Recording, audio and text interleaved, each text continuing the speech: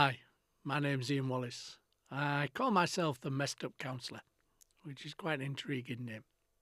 And the podcast you're about to see is one of many, and we've been doing about a year now. So you can look back and see all the things we've talked about with guests and on my own over the process. A lot of the information I use in the podcast initially came from the first book I wrote in 2011. Why do we do that? What do we do about it? And that came out and was the basis of all my learning, understanding at that time, which is going back a few years now. And that process of understanding how the world works for people, how we can alter, change, and adapt it, was kind of what it was there to do with the initial stages. I've made that now an audiobook as well, so it's available on Amazon as an audio file that you can check out and you can download to your heart's content, and hopefully that will be helpful. In the podcasts, we're trying to look at all sorts of things about human interactions, human dynamics, the world, and how we might understand it more or change it more. So it gives you lots of ideas and tools in order to think about and look at different ways of being or dealing with things. And hopefully that brings people together and makes people more able to connect and communicate. Lots of topics. If you ever want to connect to me, just obviously drop me a comment on the podcast and I shall try as much as possible to reply. And if you've got any ideas of things that we might want to use on the podcasts, then please let me know. My name's Ian Wallace. Thanks for looking and thanks for listening. Hi, good morning to you, or evening, or afternoon, or whenever you're watching this. My name's Ian Wallace and I'm the Messed Up Counsellor. Today, what I'd look at is when relationships end, couple relationships, and how that affects the whole of the relationships, the connections around you. It can be very awkward. And sometimes giving that understanding can help you feel as though you're not the problem, which I hope you'll get from this. The ending of relationships is never easy. For both people, to be honest. The person who's maybe affecting the ending of a relationship, they've maybe been thinking about it a lot longer and maybe coming to terms with the fact that the relationship's over. They just hadn't said it. So they've kind of come to terms with stuff. They've thought about stuff. They kind of understand why they're doing that. The person who's been given that information, obviously for them, it might be the first time they've really heard it. Maybe they've said it before, the people, but maybe they haven't said it in this kind of direct way that it's ending. And that can be quite a shock in the moment, quite naturally. So for them, it's bombshell, out the blue. Didn't see it coming. And so the reactions are going to be very different. Sometimes relationships should end. Relationships are not always forever, even though when we get married, we usually say, till death us do part, or something similar. Well, actually, that's really not necessarily helpful, because relationships do start, do keep going, and do end. All relationships at some point will end for whatever reason. If somebody dies, it will still end. So that process of ending the relationship is a shock and not necessarily easy for either person. Then you've got the wider aspect of that ending of the relationship with family, friends, colleagues, whoever. And dependent on that conversation with those people as to that relationship has ended, will depend on how they react. So if, for example, person A is ending a relationship with person B, and person A says to their friends, family, people around them, saying, well, okay, this relationship is because of what B did. Then those people loyal to A, or connected to A, or more connected to A, will naturally feel like they need to support A, and they'll take sides maybe. That's not helpful, obviously, because partner B is going to get the brunt of that. Now, it might be that the relationship needed to end for all sorts of reasons, and that might be a good thing that it's ended. But that still leaves that fallout, that aspects of what the damage is to everybody else around them. And that needs to be thought about. It needs to be looked at. If we're looking for amicable separation, which is kind of what the best thing to do if we can, then blame is not a good thing to the wider connections, to the wider family, friends, colleagues. Because that process will naturally feel as though that person that's been told this news needs to support or take sides. And it's the taking sides that becomes the problem. Because in that process, then anybody connected to that couple will feel as though they need to make a choice or a decision. Do I stay with this person that is B? Do I connect to A? Do I totally dismiss B? Do I totally dismiss A? They'll need to make a decision what they're going to do about that information, that knowledge, that breakdown of the relationship. It can be worked, it can be amicable, it can be okay, but that means both people, A and B, need to get to a position where they both accept it, and neither one blames the other for it. That is not easy, but that can be done through counselling. We can be there for the separation, the breakup of a relationship, and how people are told, how people are connected to, how children are told, how children are connected to, so that nobody has to take sides. It's the taking sides that usually creates the issue. Some people say to me that when they've broken up a relationship, then the people around them, it feels like it's like a leper.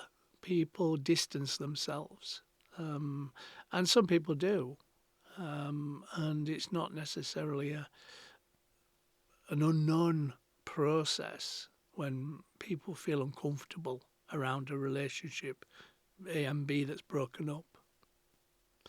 And it becomes sometimes more, you feel like you're a leper, that you can't go near people. People shy away from you. They don't answer your calls. They don't answer your texts.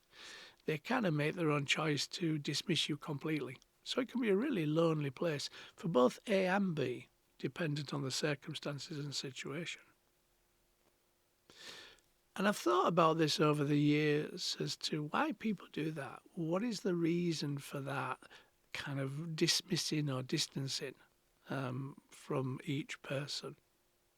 And you can't obviously guarantee what's going on in somebody else's head as to why they've done that.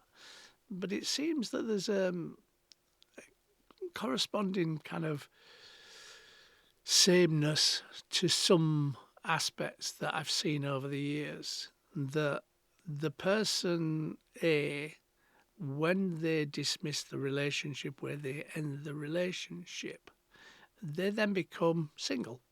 They're on their own. So that single can be a threat to other couple relationships around them. Not individuals usually, but couple relationships. So the couple relationship can feel threatened by the individual being single again. And it's not necessarily a thought-out process. It's usually a subconscious need to keep me and my relationship safe. Because if you imagine, if A goes out with one of the other couples, then the likelihood is that the thoughts, ideas will be, well, they're going out with my partner on a night out and they're single. So they're kind of up for looking for new partners. Are they going to go and look for new partners with my partner? Is my partner going to start thinking about our relationship and how it isn't necessarily always good?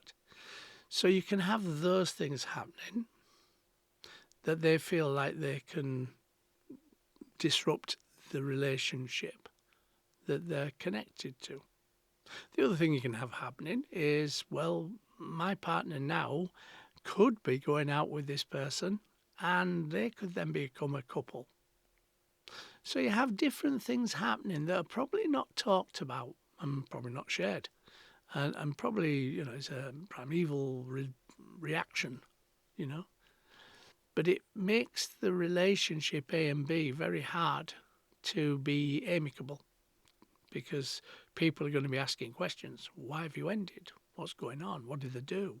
What happened? And they're going to draw you into that conversation.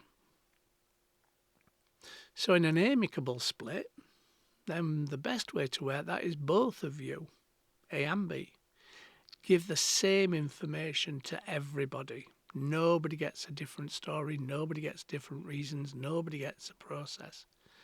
And if both can just see that actually the relationship broke down because of both of us, not just one of us, that can be helpful. Now, obviously, if the relationship was abusive or those kind of things, then that's not going to be the case, naturally. One person is going to leave the relationship, hopefully, because it is abusive. And then there isn't both people are at fault, and one person's at fault with that. But if you're thinking about the wider context of family and friends, and family, blood is thicker than water, as the saying goes, they're going to naturally gravitate to the one that their blood relatives with. So that process means that naturally the other party isn't going to be able to maybe carry on those relationships, which is a shame because sometimes that can be really helpful for the future.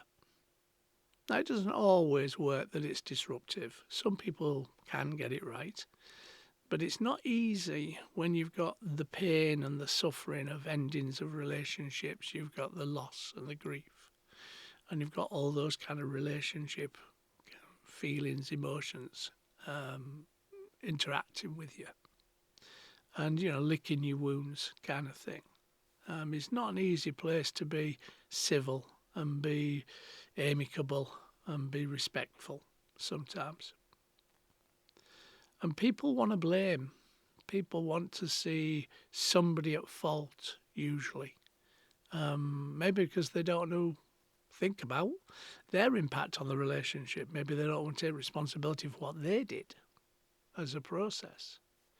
But if you can, and it's not easy, it really isn't, if you can make it amicable, that both parties come to that decision together and they can see that it's the right decision and they can still connect, and usually if there's children, for the benefit of the kids, because it's not the kids' fault that you're breaking up with your partner, but they are affected by it, obviously, then that process means that you can talk, you can share, you can still spend time with each other, not as a relationship, but as a friendship. And that will then make it much easier for everybody around you, because most of those people probably don't want to take sides. They probably feel they have to support you, but they probably don't want to do it. Probably want to just be connected to both if you both were friends with those people. And certainly if there's children, grandparents and people that are going to be looking after or spending time with your kids, then they don't need to be involved in the whys and the wherefores, to be fair. They shouldn't really have to take sides. They shouldn't really have to be involved in that process, that conversation. But when they do that, when they get involved, when they do take sides, the disruption can be massively worse. Because once you've got to a position where you have come to terms with the ending of a relationship, then it's not easy to go back and reconnect if there's been those kind of disruptions, those feelings, those emotions working.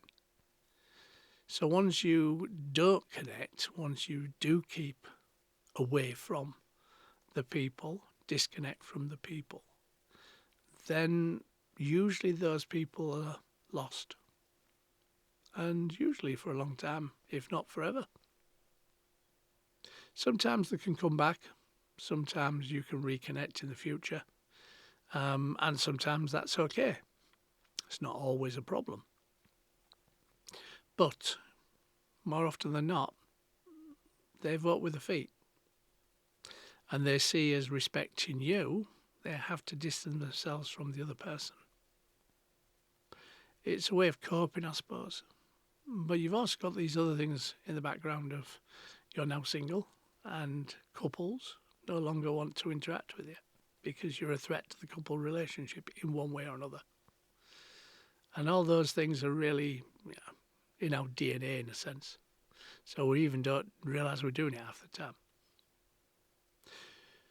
So when you come to the end of a relationship, which I say is never easy for anybody, the person who's ending it or the person who's being told it's ended, try to at least have a conversation about how we now do this going forward, how we now explain to other people what is going on, what is happening, how do we share this process, tell these people.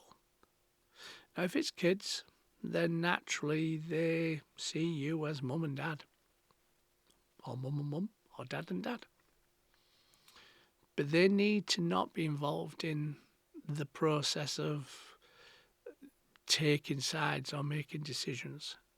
They should be allowed to connect to both people and share things with both people and spend time with both people because they're both their parents.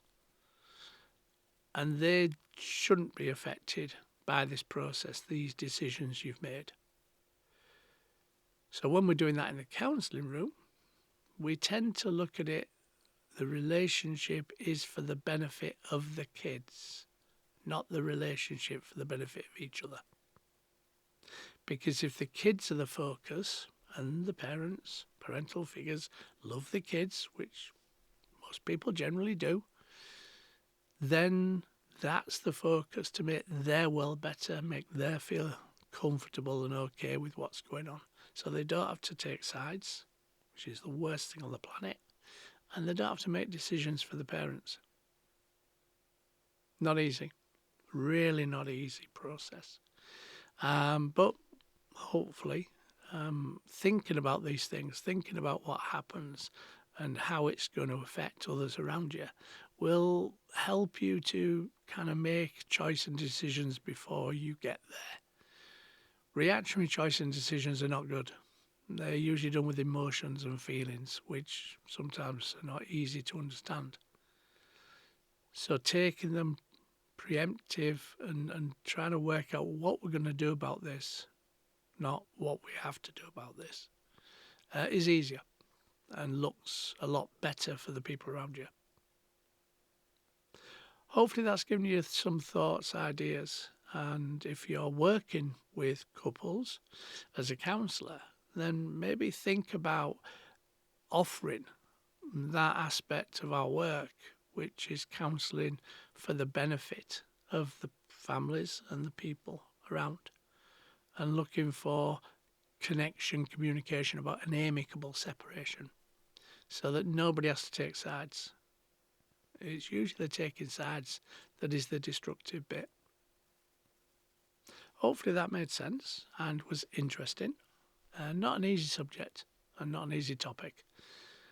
But if you think that that's affecting you, you're going through that, or you're going to go through that, or you're thinking about going through that, then share that with a counsellor, because they will be able to help you navigate that process in a much easier, more helpful and healthy way. If you enjoy this podcast, please like and share. It always helps. It might help people you don't even know being helped, which is always good. And keep safe. Look after yourself. I'm Ian Wallace. I'm the Messed Up Counsellor. Take care. Hi, thanks for listening to the podcast, and hopefully it made sense and was interesting for you. Please subscribe, like and share. With the podcasts, you never know who will be helped by the things we talk about, things we share. We don't normally tell people our problems, but by sharing it and helping other people to understand things. The book Insecurity, It's All About Me, is also available now through Amazon. And it gives you an understanding of what drives insecurity, how insecurity works within our human dynamics, and how you can get a much more closely, much more secure connection with people. It gives you lots of ideas and thoughts, which is really good. So thanks for listening. Subscribe, like, share, hit the button. And if you've got any comments, please give me them and I'll do my best to answer them. Thanks very much. Take care.